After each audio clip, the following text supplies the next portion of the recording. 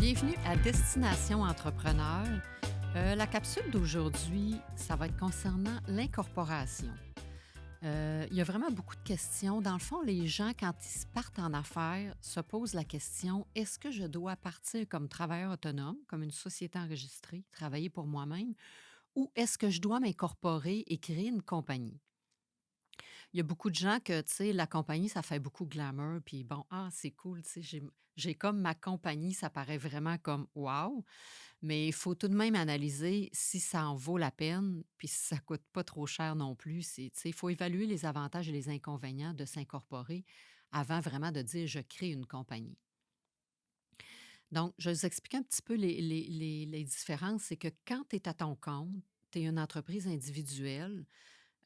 Oui, tu peux t'enregistrer au registre des entreprises, tu peux enregistrer ton nom, mais par contre, tu vas facturer, puis tous tes revenus puis tes dépenses, c'est toi dans le fond, OK? Ça fait que tes revenus moins tes dépenses, ça va aller sur tes impôts personnels, donc tu t'imposes automatiquement du 1er janvier au 31 décembre.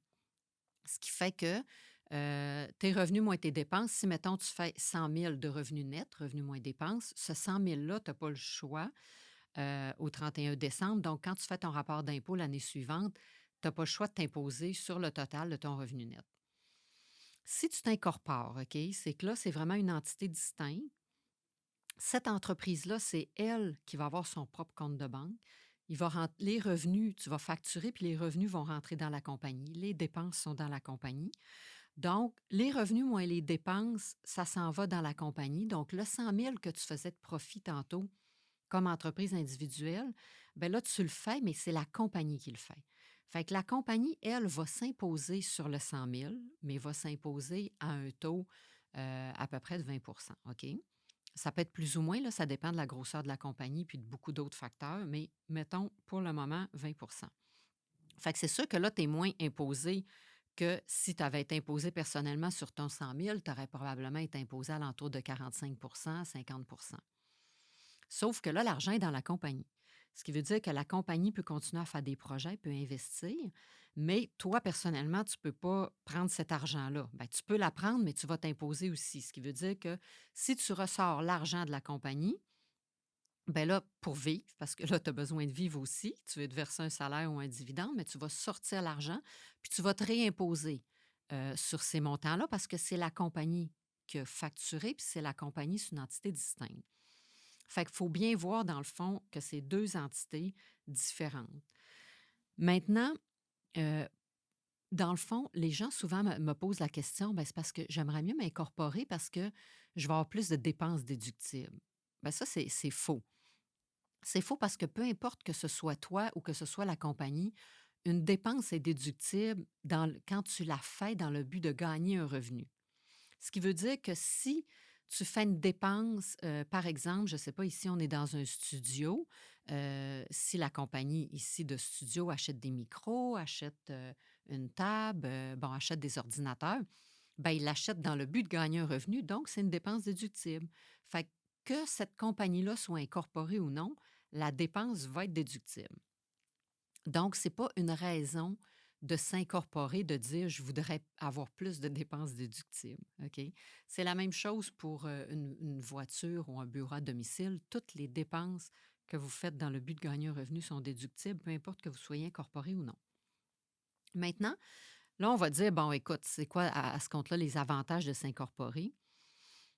Du point de vue impôt, donc du point de vue économie fiscale, oui, il peut avoir un certain avantage. En théorie, le principe d'intégration fait que tu gagnes l'argent dans une compagnie, puis que tu la sortes, puis que tu sois imposé personnellement, ou que tu la gagnes personnellement. En théorie, l'impôt payé toi-même plus l'impôt de la compagnie devrait s'équivaloir. Mais en pratique, ce n'est pas toujours le cas parce qu'il y a beaucoup de facteurs. Ça peut être une grosse compagnie, tu peux être imposé à gros taux, tu peux être imposé à taux plus actif de compagnie, un petit taux qu'on appelle. Donc, tout ça, tous ces facteurs-là font que ça n'arrivera pas toujours au même montant d'impôts payables. Donc, il peut y avoir une économie fiscale, effectivement, de s'incorporer. Mais encore là, ça va dépendre du niveau de revenu.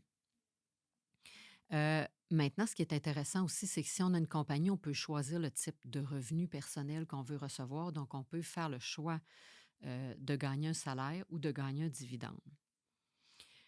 Moi, je vous dirais, il y a 2 facteurs que je trouve vraiment les plus importants dans le choix de l'incorporation.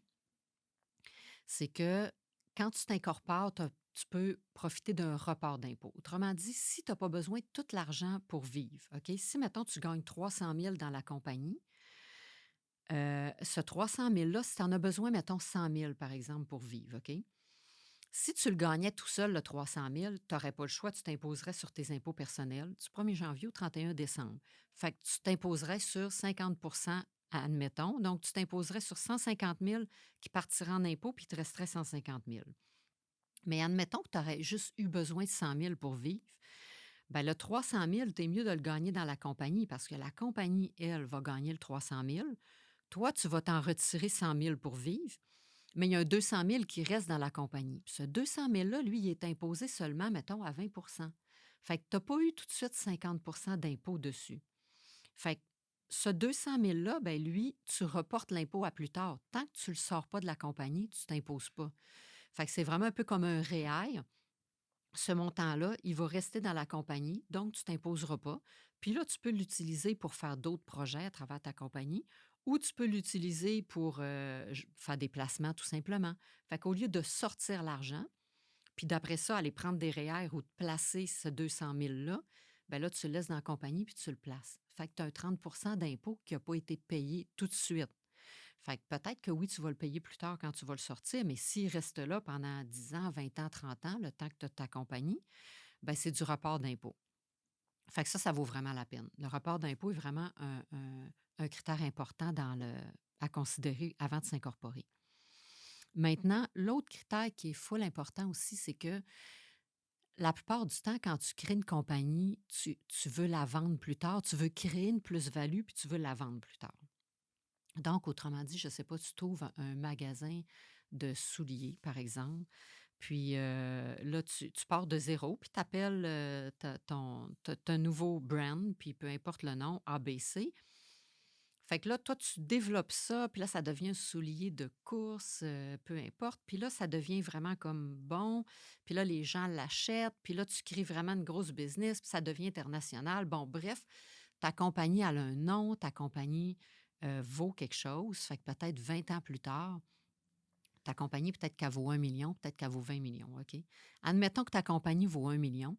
Bien, le jour que tu vends ta compagnie, quand tu es une petite entreprise active, c'est sûr qu'il y a des critères. On n'embarquera pas dans tous les critères, mais quand tu vends ta compagnie, ça fait un gain en capital parce que toi, tu l'as parti ta compagnie avec un coût de zéro. Ça t'a coûté zéro, c'est toi qui l'as développé. Fait que si la compagnie t'a coûté zéro puis tu la vends 1 million, bien, tu as 1 million de gain en capital. Fait que normalement, tu t'imposerais sur un gain en capital d'1 million. Mais là, ce qui arrive, c'est que quand tu es incorporé, tu peux avoir une exemption de gain en capital jusqu'à 850 000 puis qui est indexée avec les années, là, qui est peut-être rendu pas loin de 900 000. Donc ça veut dire que au lieu de t'imposer sur 1 million, un gain en capital, c'est imposable à 50 OK? Ce qui veut dire que normalement, tu t'aurais vendu ta compagnie, mettons que tu la détiens personnellement et non incorporée. Si tu la vends 1 million, là, tu t'imposerais sur 500 000 sur un gain en capital d'1 million. Donc, tu t'imposerais sur ton rapport d'impôt sur 500 000. Fait que si tu es imposable à 50 donc ça veut dire que tu paierais 250 000 d'impôts.